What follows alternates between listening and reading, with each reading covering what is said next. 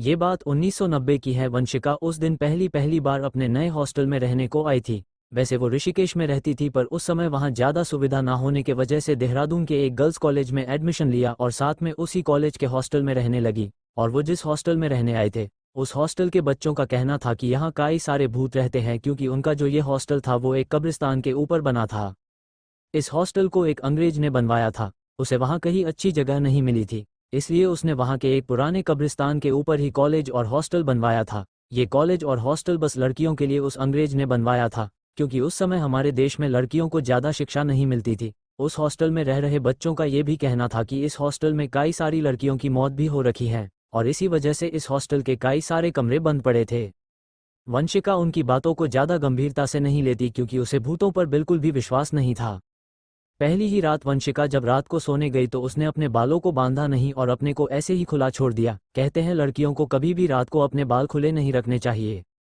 वंशिका देखने में बड़ी ही सुंदर थी और उसके बड़े बड़े बाल उसकी उस सुंदरता को और बढ़ाते थे। वंशिका उस रात सो ही रही थी, तभी उसे ऐसा लगता है कि कोई उसके बालों पर अपना हाथ फेर रहा। वो वंशिका सोचती है उसकी मम्मी होंगी, इसलिए वंशिका बोलती है, अरे सोने दो ना मम्मी। इतना ही बोलता था तभी उसे एकदम से याद आता वो तो हॉस्टल में थी, तो कौन है जो उसके बालों में अपना हाथ फेर रहा है। यही देखने के लिए वंशिका ने जैसे ही अपनी आंखें खोली तो उसके मुंह से चीख निकलने ही वाली थी, तभी उसके मुंह पर किसी ने हाथ रख दिया। जिसने वंशिका के मुंह पर हाथ रखा था उसने वंशिका से कह, डरो मत, मैं तुम्हें कुछ नहीं करूंगा।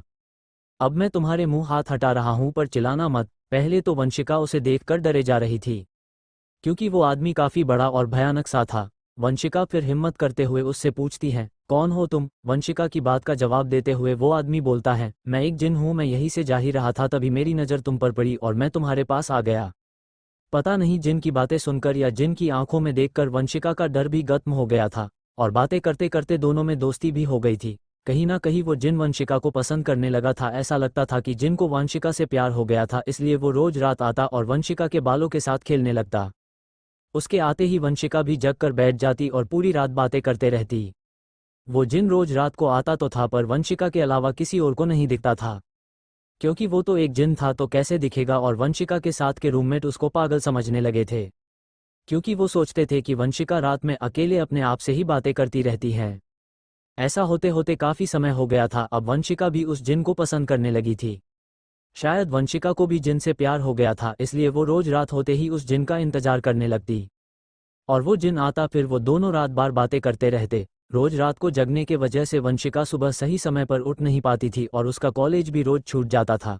एक रात वंशिका सो रही थी, तभी वो जिन आकर उसके बालों के साथ खेलने लगता है। तभी वंशिका की एक रूममेट ने वंशिका के बालों को अपने आप हवा में उड़ते देख लिया और उन सब ने अपना रूम चेंज कर लिया। अब सब हॉस्टल में वंशिका के साथ रहने में भी डरने लगे थे, क्योंकि सबने देखा था न कि कैसे ये सब हो रहा था। एक दिन जब वंशिका के घर वाले वंशिका से मिलने आए तो सबने ने उसके घर वालों को सारी बात बता दी कि किस तरह वंशिका के बाल रोज रात में को अपने आप उठने लगते थे और वो पता नहीं किससे पूरी रात बात करती रहती हैं। उसके घर वाले सारी बात को समझते हुए वंशिका के पूरे बाल छोटे छोटे करा देते हैं। वंशिका तो अपने बालों को नहीं कटवाना चाहती थी, क्योंकि उसे पता था उस जिन को उसके बाल सबसे ज्यादा पसंद थे, इसलिए वो कटवाने से मना करे जा रही थी। पर उसके घर वालों ने जबरदस्ती उसके बाल छोटे करवा दिए। और जब रात हुई तो वो जिन रोज की तरह वंशिका से मिलने आया तो उसने देखा वंशिका ने अपने बाल कटवा दिए हैं। तो ये देखकर उस जिन को बड़ा ही गुस्सा आया और वंशिका को पूरी रात मारता रहा। उसके चीखने की आवाज़ पूरे हॉस्टल में गूंज रही थी, पर किसी के अंदर हिम्मत नहीं थी कि वो वंशिका के रूम में चले जाए और उसे बचाए। लेकिन क्या करे, कोई उसे नहीं बचा सकते थे। वंशिका रात भर अकेले दर्द से तड़पती रही और रोती रही, और सुबह हुई तो सबने उसके रूम में आकर देखा कि वंशिका पूरी तरह से घायल थी। उसके शरीर में कटे हुए के निशान थे, जैसे किसी ने उसके पूरे शरीर में ब्लेड से कटा हो। उस हादसे के बाद वंशिका को उसके घरवाले अपने साथ ऋषिकेश वापस ले गए और फिर शायद कभी नहीं वापस आए। अगर आज भी वंशिका को वो पल कभी याद आता है तो आज भी उसके रोंगटे खड़े हो जाते हैं उसी याद करते ही।